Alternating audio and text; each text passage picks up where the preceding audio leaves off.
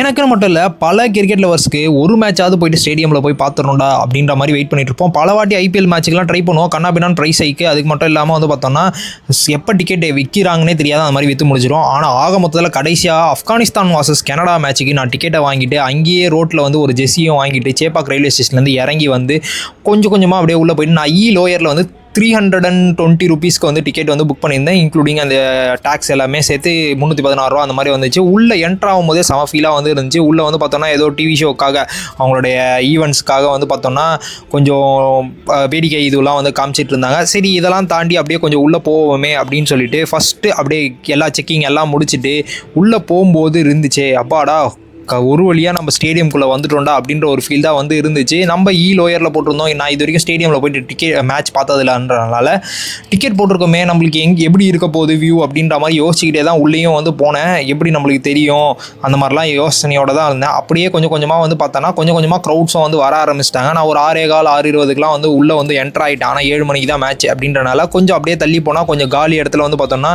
கொஞ்சம் காலியாக இருந்துச்சு. அந்த இடத்துல இந்த கம்பிக்குள்ளே ஃபோனை விட்டு கொஞ்சம் அப்படியே வீடியோலாம் எடுத்துகிட்டு இருந்தேன். சின்னதாக அங்கங்கே கொஞ்சம் கொஞ்சமாக ஃபில் ஆகிருந்துச்சு. ஆனால் மேட்ச் ஸ்டார்ட் ஆகும்போது வந்து பார்த்தோன்னா கண்ணாபின்னான்னு ஃபில் ஆகிடுச்சு. எங்களுக்கு பக்கத்தில் வந்து பார்த்தோன்னா கனடா பிளேயர்ஸ்லாம் வந்து ப்ராக்டிஸ்லாம் வந்து பண்ணிட்டு இருந்தாங்க. அதுக்கடுத்து மேட்ச் ஸ்டார்ட் ஆனோடனே வந்து பார்த்தோன்னா ஃபுல் டிஜேலேருந்து எல்லாமே செம வைபாக செம க்ரௌடு ஃபுல்லாகவே வந்து இருந்துச்சு.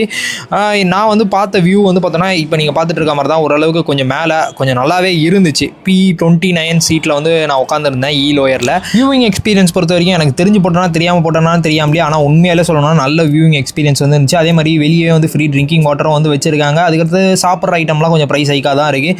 பாப்கார்ன் பொறுத்த வரைக்கும் வந்து பார்த்தோன்னா இப்போ நான் என் கையில் வச்சிருக்கிறது 100 ரூபா அப்படின்னு சொல்லி வந்து விற்கிறாங்க. அது கடைசியாக மேட்ச்சில் டிஜே அது இதுன்னு வைப்லாம் முடிச்சு செம்மையாக இருந்துச்சு. எனக்கு பர்சனலாக எக்ஸ்பீரியன்ஸும் சூப்பராக இருந்துச்சு. ஃபைனலாக ஆப்கானிஸ்தானும் வந்து மேட்சை வந்து வின் பண்ணிட்டாங்க.